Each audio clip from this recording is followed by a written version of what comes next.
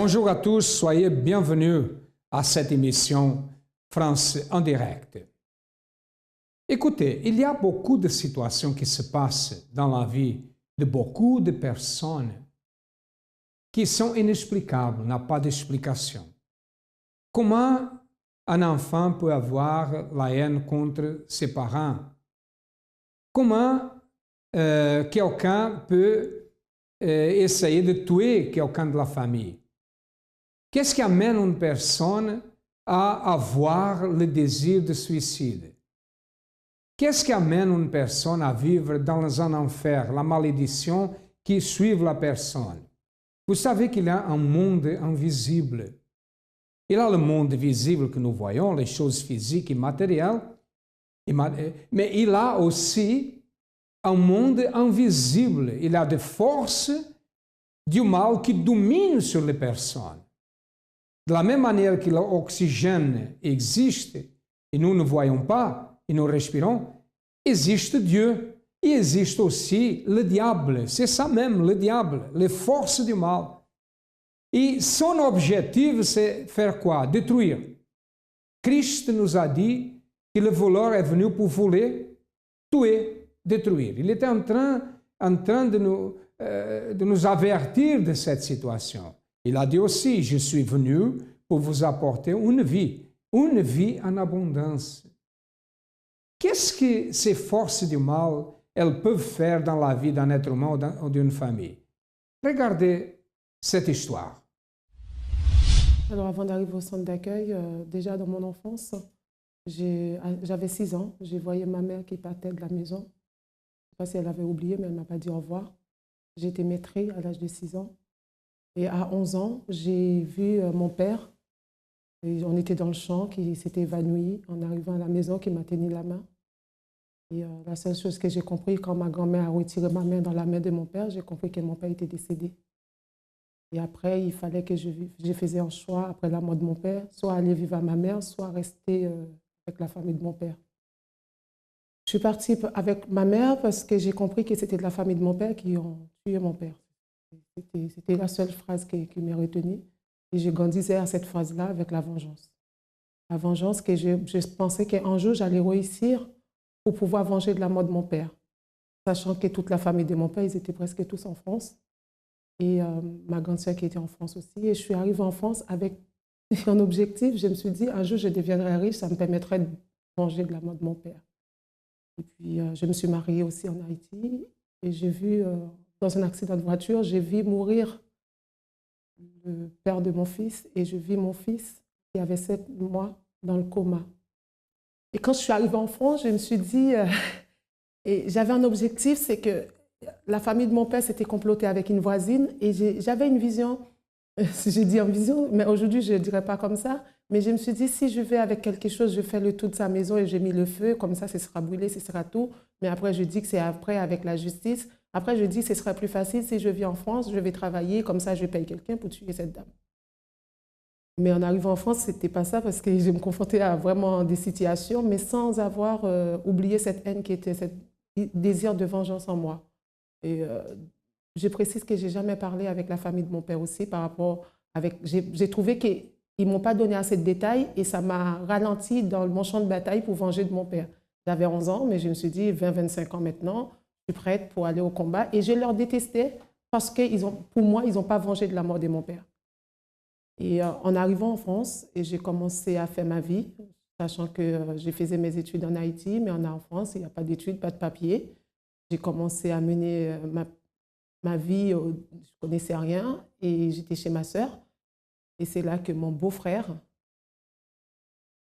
qui m'avait déjà violée en Haïti, et 2 mois après que je suis arrivée en France, il a voulu... Il m'a dit, je me rappelle de cette phrase, qu'en France, un homme peut avoir plusieurs personnes dans la famille comme femme. Et puisque maintenant, il l'avait déjà fait en Haïti, mais puisqu'en France, j'ai refusé et il m'a mis dehors chez lui. Et à 2 mois que je suis arrivée dans ce pays, j'étais dans la rue. J'ai continué quand même à faire ma vie. L'enfant que j'avais laissé en Haïti est rentré, sachant que je m'étais déjà mariée en Haïti avant de venir en France. Et mon fils est arrivé en France, mon mari est arrivé. Et ce n'était pas une vie aussi. Après, je me suis divorcée, j'ai continué à me battre avec mes enfants. Et puis un jour, quand mon fils est arrivé, là, je fais un petit résumé pour vous donner un peu l'idée du tout. Mon fils, il est arrivé en lycée et il s'est confronté avec des situations entre les jeunes. Parce que mon fils, il m'écoutait beaucoup, on parlait beaucoup. Et ça a dégénéré au lycée. Et puis un jour, j'ai eu une information de l'école, Dieu merci, et j'ai demandé à mon fils, franchement, dis-moi toute la vérité. Il m'a dit, oui maman, je n'ai pas touché de la drogue, mais on m'a proposé. Je lui ai dit, mais il faut que tu t'éloignes d'eux. Il m'a dit, maman, je suis obligée de leur dire bonjour. Et du coup, j'ai dû retirer mon fils, envoyer jusqu'en Bretagne pour l'éloigner de ces gens-là. Après 1 an de Bretagne, il est revenu à Paris. Et puis un jour, je ne sais pas ce qui s'est passé, la pression a été très forte. C'était un peu rien. Et mon fils, il a sauté au 6e étage. Toutes les vitres étaient cassées. Et puis moi, j'ai eu le temps de saisir mon fils. Et je suis restée sur lui jusqu'à ce que les voisins ont venu, ils ont pris mon fils. Et c'est moi qui ai été blessée. Ma famille m'a ramenée à l'hôpital. Et c'était un jeudi. Et la personne qui m'a ramenée à l'hôpital, il savait que j'étais à l'église. Mais j'ai entendu pendant qu'il conduisait, c'est mon neveu qui est au centre d'accueil. Il a dit, je vais voir si mon fils existe. Tata, je t'invite à l'église demain. Et si Dieu existe, et excusez-moi, j'ai entendu qu'il a dit ça, je vais voir si mon Dieu existe. Et tata, je t'invite à l'église demain. Ils sont autant de choses que je suis obligé d'écrire. J'ai remarqué ici quelques de ces choses qui s'est passées dans la vie de Gesta. Sa mère abandonne, quand elle était petite, abandonne le foyer familial. Peu de temps après, elle voit son père mourir. Elle apprend que la mort de son père a été organisée par la famille. La mort l'a amenée à avoir l'envie de vengeance. Elle a connu quelqu'un, elle a été violée, elle a connu quelqu'un, elle a eu 2 enfants, elle a été obligée de vendre la drogue, elle a fait une tentative de suicide, beaucoup de choses. Ça, c'est un enfer, n'est-ce pas? Est-ce que ça s'appelle la vie en abondance? C'est la vie en abondance qui est ça? Qu'est-ce qui amène une personne ou une famille à avoir cette malédiction-là? Pourquoi cette malédiction? Parce qu'il avait une force du mal. Des forces occultes qui font ça. Écoutez bien. Peut-être, votre vie est bloquée, rien ne marche. Prêtez beaucoup d'attention parce que peut-être le problème, c'est ça. Comment lutter et vaincre ce type de situation? Regardez. Alors, après la tentative de suicide de mon fils, mon neveu m'a invité, c'était un vendredi soir, je suis arrivée à centre d'accueil. Et quand je suis arrivée à centre d'accueil, c'était impressionnant. Et j'ai entendu parler de campagne d'Israël. Je pensais qu'on allait tous partir en Israël. Il fallait cotiser. Et je suis restée. Je voulais voir. Voilà. Et après, j'ai compris que ce n'était pas ça. Mais j'ai participé quand même aux campagnes d'Israël. Et après, je me suis absentée. Mais c'était vraiment, il fallait que je revienne. Et je suis revenue en centre d'accueil. Au départ, je ne comprenais pas tout. Mais au fur et à mesure, j'ai commencé à comprendre. Et je commence à faire ce qu'on dit, même si parfois je n'ai pas terminé parce que je ne comprenais pas tout vraiment. Quand on dit une chaîne de prières, je ne savais pas s'il fallait commencer et terminer. Pour moi, c'est une chaîne de prières. Et puis voilà. Mais au fur et à mesure, Dieu a permis que je comprenne. Déjà, quand j'ai demandé le discernement, je l'ai eu. J'arrive à mettre de l'ordre dans ma vie, j'arrive à comprendre. Et avant, quand on me disait la vie, pour moi, c'était la vie. Maintenant, non. À travers du sacrifice, à travers la persévérance, j'ai compris tous les domaines de la vie. Et j'ai compris qu'on ne peut pas se battre pour une chose dans la vie, pour la santé ou la famille. J'ai compris que c'est tout ensemble qui fait la vie. Et au-delà, il y a la vie spirituelle. Et ça ne sert à rien d'avoir tout de ce monde. On peut demander, on va en avoir. Mais la vie spirituelle, c'est un combat. Et c'est le plus important. Et en faisant des sacrifices, c'est à travers les sacrifices, j'arrive à comprendre qu'est-ce que ça veut dire la vie spirituelle. J'arrive à dire, tous les jours, je sais qu'il y a des choses à changer en moi. Et Dieu me permet toujours c'est pas toujours facile, mais il y a des jours que j'ai fait des choses, je me suis rendu compte, non, ce que tu as fait, c'était pas ça. C'est pas bon. Et maintenant, il y a une chose que je sais, je ne vais pas profiter pour dire je peux faire des choses, je recommence. Mais quand il m'arrive que j'ai fait quelque chose, tout de suite, ma conscience me dit non, il faut que tu recommences, il faut que tu repars, il faut que tu demandes pardon. Ça, c'était pas comme ça. Et avant, j'avais des mauvais yeux, intentionnellement. Et je ne m'étais jamais rendu compte. Et aujourd'hui, je peux dire que je lutte pour ça. Je lutte pour arrêter de voir les choses négatives. Alors, ma vie, je peux dire, elle est comblée. Elle est comblée parce que je peux dire que je suis guidée par la présence de Dieu. J'arrive vraiment à me laisser guider par la présence de Dieu. Ma vie familiale, elle est remplie d'amour. Tout va bien, je peux dire. Il y a la communication, il y a la compréhension. Je ne veux pas dire qu'il n'y a pas de soucis, mais on arrive toujours à mettre... On se communique pour trouver des solutions. Je ne me mets pas en colère contre mes enfants pour un rien. Ma fille me dit souvent, maman, tu as changé. Je ne tape plus mes enfants. Je l'ai dit parce que c'est vrai, je le faisais avant par la colère. Et maintenant, non, je parle. Et il y a aussi la réunion des mères qui prient le mercredi. Ça m'aide beaucoup. Vous savez, quand je sors dans la réunion des mères qui prient, j'utilise les mots que la femme de pasteur dit pour pouvoir parler avec mes enfants. Par exemple, chaque semaine, d'après le conseil qu'il nous a donné, elle nous donne, moi, je mets en pratique. Et ça me permet, même moi, parfois, je parle à mes enfants, je trouve que je parle autrement, mais dans ma tête, je dis, oui, mais c'est ça la femme de pasteur, c'est ça qu'on a appris cette semaine. Alors, je mets en pratique et l'amour qui règne entre mes enfants et moi, entre mes sœurs, entre ma famille que je ne voulais plus entendre parler avant. Et dimanche dernier, en fait, oui, c'était la première semaine du mois de janvier, oui, la semaine dernière. J'ai appelé mon oncle, le frère de mon père. Depuis 20 ans, je n'ai pas dit bonjour. Et pour dire que non seulement je ne lui ai pas dit bonjour, ma grand-mère est morte, je ne suis pas partie à l'enterrement. Et j'ai appelé pour leur demander pardon. Et je leur ai expliqué, aujourd'hui, je suis comblée d'amour, de paix avec ma famille. Eh bien, j'étais femme de ménage. Aujourd'hui, je suis chef d'entreprise. Alors, je peux dire que c'est la persévérance. C'est tout ce qu'on a appris. C'est à travers le campagne d'Israël. Parce que je sais que je n'ai pas demandé d'avoir cette entreprise en campagne d'Israël, mais Dieu il m'a montré qu'il peut me donner au-delà de mon espérance. J'ai fini de faire en campagne d'Israël, je n'avais pas un centime. J'avais un retard de loyer et découvert à la banque.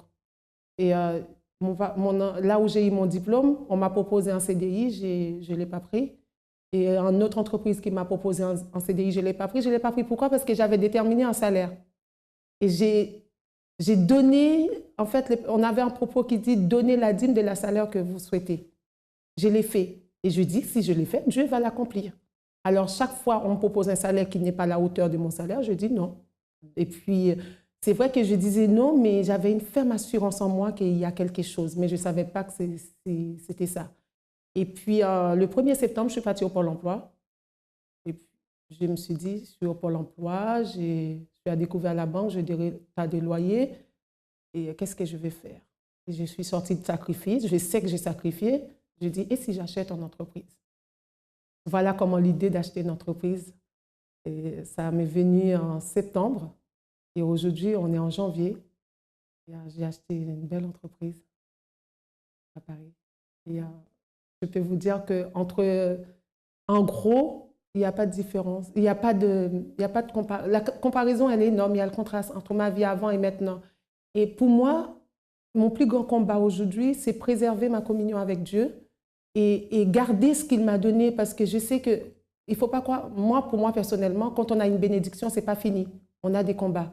Et pour vaincre tout ce qui va venir après, il faut rester fidèle à Dieu, la persévérance. Et il faut y croire vraiment. Et quand on croit, ça marche. Le centre d'accueil, pour moi, c'est la vie, parce qu'avant, pour moi, je n'avais pas de vie. Je ne comprenais même pas ce que ça veut dire la vie. En arrivant à centre d'accueil, aujourd'hui, je peux dire la vie, ça existe. Et si vous voulez savoir comment ça existe, au centre d'accueil, vous allez avoir la réponse. Parce que le centre d'accueil peut changer une vie. Il a changé ma vie.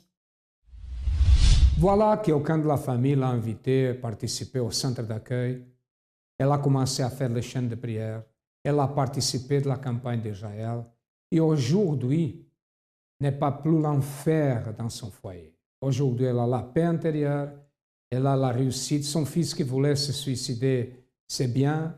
Elle n'a pas besoin de vendre la drogue. Elle est une personne de bien. Pourquoi? Parce qu'elle a appris à pratiquer la foi intelligente. Parce que, pourquoi nous parlons de la foi intelligente? Peut-être vous dites, vous parlez toujours de la foi intelligente. Est-ce qu'il y a une foi qui n'est pas intelligente? Oui. La foi qui n'est pas intelligente, C'est la foi que nous croyons que Dieu est bon, que Dieu est grand, que Dieu a créé la terre, que Dieu a créé l'être humain, et nous disons que Dieu est bon, et après nous croyons qu'il soit possible qu'il fasse des miracles. Nous ne croyons pas au miracle. Et nous ne pratiquons pas cette foi. Quand nous faisons ça, nous sommes en train de pratiquer une foi, comment je dis, le contraire d'intelligente. N'est-ce pas? Quand nous pratiquons la foi intelligente, c'est quoi? Ah, Dieu existe, je crois que Dieu existe, il est bon. Ok, je vais pratiquer ce qui est écrit et certainement il va nous répondre. C'est ça qui se passe au centre d'accueil. Si vous êtes quelqu'un qui croyez, vous croyez que Dieu existe, vous avez même une religion, n'importe, et votre vie ne marche pas, je suis là pour vous inviter et vous dire, cherchez le centre d'accueil le plus proche de vous et vous allez voir un changement. Nous allons maintenant écouter plus une histoire de quelqu'un qui a participé aussi à la campagne d'Israël. Moi, je suis née dans une famille très perturbée et ma mère, la chose que je me souviens, c'est que ma mère, elle cherchait toujours une excuse pour accuser mon père. Donc mon père, il sortait, que ce soit pour travailler ou que ce soit pour faire n'importe quelle chose. Et à chaque fois qu'il rentrait, ma mère jamais lui regardait en souriant, elle a toujours accusé et des fois, même si lui, il n'y avait pas d'indice comme quoi il était en train de la trahir, elle a salissé sa chemise de rouge à lèvres pour lui dire que c'était lui, qu'elle était avec des femmes et tout. Donc j'ai grandi comme ça, je voyais ma mère essayer de taper mon père, d'appeler la police pour dire que c'était lui qui l'a agressé. Mon père, il s'est séparé de ma mère quand j'avais l'âge d'11 ans. Donc je suis allée habiter avec une tante, j'ai resté 6 mois et je n'ai pas supporté rester là-bas plus que ça parce qu'elle aussi, elle ne vivait pas bien avec son mari. Je suis retournée dans ma ville où je suis née et ma soeur, elle était enceinte, elle avait 18 ans, elle était enceinte et moi j'ai resté là-bas pour habiter avec elle. Par contre, elle était aussi mère célibataire. J'ai grandi comme ça, après j'ai terminé le lycée et je ne réussissais pas à trouver du travail. Donc j'étais toujours obligée de faire du ménage. Mais bon, je voulais quand même travailler dans un travail, voilà, on va dire mieux que faire les ménages toute ma vie. Mais bon, non, les portes, elles étaient complètement fermées et je ne pouvais pas. Quand je suis arrivée au centre d'accueil, pour moi, ma vie, elle était normale, comme une vie de n'importe quelqu'un. J'avais envie de me suicider, j'avais ma vie complètement bloquée parce qu'à chaque porte que j'ai frappée, elle était toujours fermée. J'avais l'impression qu'il n'y avait même pas de porte. Mais moi, je ne me rendais pas compte. Donc moi, pour moi, tout était normal. Des fois, j'ai pleuré, j'ai appelé ma sœur, j'ai pleuré. Des fois, j'arrivais même pas à parler avec elle tellement j'ai pleuré. Mais jusqu'à là, pour moi, c'était normal. Je ne dormais pas non plus. Je ne voulais même pas rester en train de parler avec mes enfants. Des fois, je lui virais de ma chambre parce que je voulais rester toute seule. Et c'était ainsi que j'ai arrivé au centre d'accueil. En voyant les témoignages des gens qui avaient une vie détruite et qui tout a changé dans leur vie, donc je me suis dit, tiens, j'ai essayé autant de portes et rien n'a marché. J'avais déjà 30 et quelques ans à l'époque, donc je me suis dit, tiens, maintenant je vais essayer parce que j'ai tout essayé dans ma vie et ça n'a pas marché, donc là, ça va marcher. Donc j'ai participé des réunions du dimanche. Je commençais à venir le vendredi aussi pour que ma vie, elle se débloque. Après, j'ai commencé aussi le mercredi et j'ai remarqué que déjà je dormais, déjà j'ai arrêté avec mon envie de me tuer. Et les choses, j'ai commencé à respirer, on va dire, parce que là, j'ai commencé à me rendre compte que vraiment, j'étais pas bien et que c'était pas normal ce que j'ai ressenti. Depuis la première campagne que j'étais là dans le centre d'accueil, ma vie, franchement, elle a sauté, mais quelque chose qui est grande, parce que toute ma vie, j'ai essayé d'avancer et je n'ai pas réussi. Et en participant de la campagne d'Israël, La première chose que j'ai réussi, c'était payer une dette, une grosse dette que j'avais. Après, j'avais aussi envie de travailler pour mon compte en France, mais c'était un peu compliqué. Donc, j'ai réussi à avoir des idées pour pouvoir avancer. Donc, j'ai changé, j'ai fait la VAE d'un diplôme que j'ai. Donc, et tout ça, campagne après campagne. J'ai réussi enfin à ouvrir ma première entreprise en France. Donc j'ai ouvert cette entreprise. J'ai réussi aussi à payer un terrain que j'avais au Brésil, que j'avais du mal à payer. Donc j'ai payé ce terrain. Après, on a acheté aussi une maison là-bas. Mon mari aussi, il a changé son entreprise. Il a passé à avoir une société. Et moi aussi, dernièrement, j'ai changé aussi du local. J'ai pris un local plus grand pour mon salon de coiffure. Donc aujourd'hui, j'ai un local plus grand et je peux encore plus développer mon salon de coiffure parce que c'est ce que je veux en fait. C'est développer encore plus, de pouvoir faire plus de choses et toujours en sachant qu'à chaque campagne que je participe, c'est une nouvelle idée que Dieu me donne. Je rajoute tout ça dans ce que je sais faire.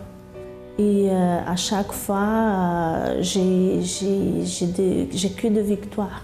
La campagne d'Israël, c'est la certitude qu'en participant de la campagne d'Israël, tout ce qu'on veut, c'est possible. Toutes les femmes ont des rêves. Elles rêvent d'être belles, mais parce qu'elles ne s'aiment pas, elles n'y arrivent pas. Elles rêvent d'être reconnues, mais elles ne se reconnaissent pas. Elles rêvent de faire carrière, mais leur plus grand échec se trouve dans leur intérieur. Elles renoncent à leur bien-être en faveur de ceux qu'elles aiment, mais en retour, elles reçoivent le mépris, l'humiliation et l'abandon. Femmes, vous avez de la valeur.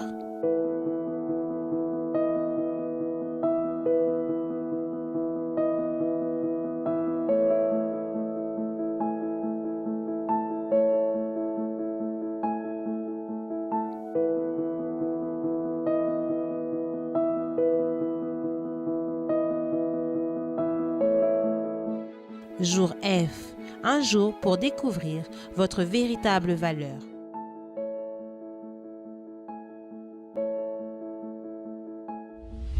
Plus une fois une famille problématique, plus une fois les blocages, les dettes, une vie de misère, on peut dire ça. Plus une fois ça. Plus une fois, le voleur était en train de faire quoi? Voler, elle était endettée, détruire quoi? Détruire sa famille, détruire sa vie physique et sa vie spirituelle. C'est ça qui est écrit, c'est ça qui nous a été enseigné, que le voleur est venu pour faire ça, mais il est venu pour nous apporter une vie en abondance. Je parle de Christ maintenant. Et c'est cette foi que nous avons. Il a commencé, ou elle a commencé à pratiquer la foi intelligente. Et sa vie a changé aujourd'hui. Elle a payé les dettes, elle a son propre entreprise. Enfin, elle est une personne différente. Voulez-vous aussi la victoire?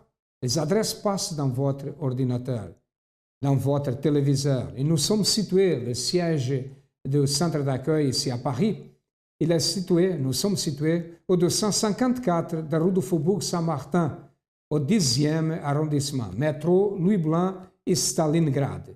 Et le centre d'accueil, les portes du centre d'accueil sont ouvertes du matin au soir, de lundi à lundi. Et si vous avez besoin de notre aide, sachez que nous sommes là pour vous aider. Regardez plus de témoignages. Avant de connaître le centre d'accueil universel, j'étais une jeune fille très mal à l'intérieur. Je vivais d'apparence puisque autour de moi, tout le monde pensait que ça allait bien, que j'étais une jeune fille épanouie alors que c'était faux. Malgré les situations de ma vie, étant donné que très tôt j'ai dû vivre en famille d'accueil, j'ai été séparée de ma famille, de mes frères et sœurs. Donc je le vivais très mal et j'avais un projet en fait secret de me suicider pour l'âge de mes 20 ans. C'était mon projet, j'en parlais à personne, mais c'était mon désir. Et bon, On a essayé de m'aider, je suis déjà partie voir des psychologues. On m'a essayé de m'aider de différentes manières. Ma mère même est partie chez le marabout ou quoi que ce soit, mais rien n'y faisait. En ayant une tante, qui nous a invités au centre d'accueil à Paris, j'ai commencé à participer. Mais quand je suis venue à l'église, je n'étais pas vraiment à fond, j'avais plutôt peur, ça ne m'inspirait pas confiance. Pour moi, c'était une église de plus. Et c'est véritablement, lorsqu'il y a eu le centre d'accueil à Montreuil, qui était plus proche de là où j'habitais. Donc j'ai commencé véritablement à m'investir. Là, il y a eu la délivrance, là, il y a eu véritablement un désir de changer. J'avais vraiment ce désir de vouloir changer, de vouloir enlever toute cette tristesse que j'avais, de remettre entre les mains de Dieu ma vie. Et c'est là qu'il y a eu le changement. Je me suis donnée à fond pour ma délivrance. Je me suis donnée à fond après pour la recherche du Saint-Esprit, pour être une nouvelle personne, pour être baptisée surtout du Saint-Esprit. Et donc à travers cela, j'avais plus ce désir-là déjà de me suicider pour l'âge de mes 20 ans. J'étais vraiment heureuse à l'intérieur de moi et ça se voyait à l'extérieur. C'est vrai que j'ai dû sacrifier des amis, des mauvaises fréquentations. Et moi qui n'avais pas d'avenir, même les professeurs pensaient que je n'avais pas d'avenir, maintenant je travaille. Et voilà, donc grâce à Dieu, je suis contente, je suis heureuse, je suis bien à l'intérieur et à l'extérieur et j'ai plus du tout envie de me suicider. Moi, je suis arrivée au centre d'accueil à l'âge de 17 ans et j'étais au lycée. En fait, je suis arrivée au centre d'accueil avec beaucoup de problèmes. J'étais une personne vraiment triste à l'intérieur de moi et en plus de cela, je n'avais pas mes papiers. Et donc quand je suis arrivée à l'église, j'étais en seconde. Et je me rappelle que tous mes profs me disaient que pour passer mon bac, il fallait que je puisse avoir mes papiers. Mais entre-temps, avec ma famille, c'était compliqué parce que ma famille, ils avaient un peu peur d'aller à la préfecture pour commencer à faire les démarches pour mes papiers. Donc à chaque fois que je disais à ma famille de commencer à faire les démarches pour les papiers parce que bientôt je vais passer mon bac, sinon je ne pourrai pas le passer, ils me disaient non, on ne peut pas commencer parce que sinon on va te prendre, on va te faire retourner au pays. Pour mes démarches de papier, j'ai commencé à venir tous les lundis, je commençais à prier parce que Dieu, il était la seule solution. Franchement, à part Dieu, je n'avais pas d'autres solutions. Moi-même, je ne savais pas comment faire. Moi-même, je n'avais même pas les papiers qu'il me faut. C'était ma famille qui avait tout. Et ils ne voulaient pas me les donner, ils ne voulaient pas commencer parce qu'ils avaient vraiment très très peur de commencer à faire les démarches. Et à travers mes prières, j'ai pu trouver une personne à l'église qui m'a montré une personne qui a pu vraiment nous aider par rapport à mes papiers. Il fallait que j'aille voir un avocat avec ma famille pour rassurer ma famille qu'il n'y aurait pas de soucis. Donc du coup, on est parti voir cet avocat. Je suis partie ma famille est partie, je ne suis pas partie, mais ma famille a accepté d'aller rencontrer l'avocat. Donc avec l'avocate, ils ont parlé. Je pense que l'avocate les a dit, comme je suis arrivée en France à l'âge de 12 ans, qu'il n'y aurait pas de souci, qu'ils pouvaient aller à la préfecture, commencer à faire les démarches, il n'y aurait pas de souci. Donc à partir de cela, ma famille a commencé à faire des démarches. Ils avaient plus de l'assurance, donc on a commencé à la préfecture, on a commencé à faire les démarches. Et grâce à Dieu, les portes ça s'est ouvert. J'ai pu avoir mes papiers et j'ai pu passer mon bac. Donc aujourd'hui, j'ai mon bac.